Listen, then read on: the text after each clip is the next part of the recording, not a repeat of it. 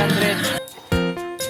Panibagong araw, panibagong blessing. Una sa lahat, nagpapasalamat kami dun sa mga followers natin na nagsishare ng ating mga video. Maraming salamat po sa patuloy niyong pagsuporta sa amin mga kamisyon. Nandito nga pala ulit kami sa lugar na malapit sa Mount Apo. Medyo hindi nga maganda yung panahon natin ngayon dahil kanina maaraw, kaso nung malapit na kami dito ay medyo makulimlim naman. Pero okay lang yan, ang mahalaga yung willingness natin na magmisyon. Kung mapapansin nyo nga ay medyo madilim pero yung palibot na yan ay napupuno na siya ng fog. Nagpapasalamat na lang din talaga kami sa Panginoon dahil hindi naman ito maulan. Pero sinamantala na nga namin para habang makulimlim pa at hindi pa umuulan ay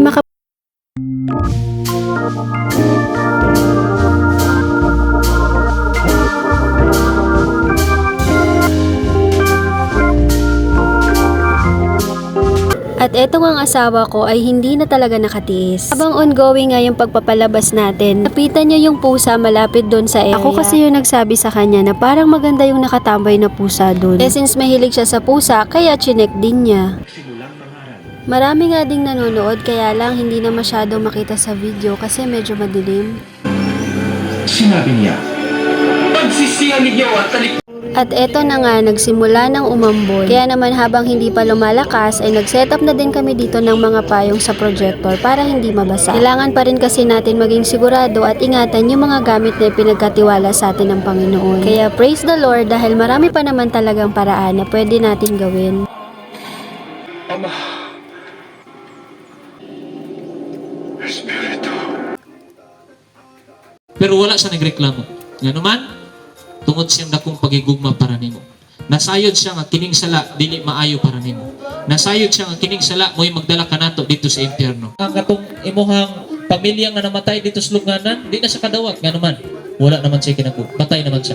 So ikaw nga buhi pa hangtod karon, ikaw adunay paglaon sa imong kinabuhi nga moadto ka sa langit, sigurado, walay duha-duha kay tungod ingon ng Dios kini libreng regalo. Kay tungod ang kaluwasan libre way bayan. Ang simbahan, kailangan natong dako nga klaseng relihiyon. Kailangan natong daghang kwarta. Kailangan nato mahimong buutan aron maluwas ta dili. Kailangan nato ang gibuhat ni Jesus dito sa cross. Hinigugma ka ni Jesus. Daghang salamat sa imong pagmahal para nako. Makasasala ako, angayan ako, nga itambog dito sa impyerno. Pero ikaw, mianhi sa kalibutan, namatay ka sa krus, gilansang o gibayaran nimo ang akong sala. Aron ako, dili na masilutan dito sa impyerno. Nagatuo ako kanimo Jesus. Ako ginadawat na manuluwas o akong Diyos.